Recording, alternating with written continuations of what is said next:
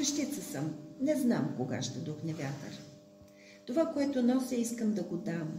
Търся отговор на своите въпроси. Пътека няма, по която да вървя. Понякога не усещам Божи благослов и страхът ме спъва. С вярата във вечната любов прескачам го и в теб се вливам.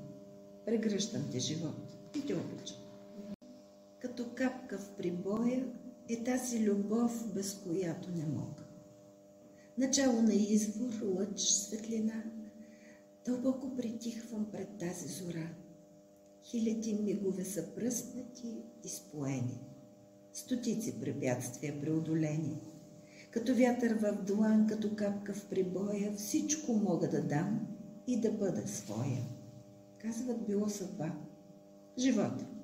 Бурен, непредсказуем живот в любовта. Да свърши всяко нещо, което боли. Не дълбай, не предъвквай рани. Този миг, дето тук кръжи, има право да бъде уханен. Светлината на днешния ден с обич разцъфна. Тъмнината от вчера беше и вече заглъхна. Нека да свърши всичко, което боли. Миналото пепел го е поляла.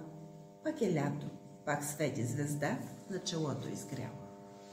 За всеки дарил ти сърцето си, вдигнал взор към ближния и към небето. Благодаря ти за топлата ласка.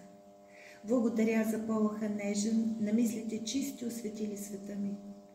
За аромата на роза, с който изтриваш сълзите и даряваш отново радостта и мечтите.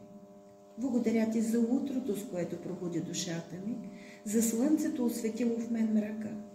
Благодаря, че прегърна ме и обичта ти моите сълзи изплака. В мен пътя зове, думът иска покрив да вдигна, обичта осветява тамата, храмът роня молитва. Богородице, майчице свята, виждам те и сърцето ми твоят знак чака.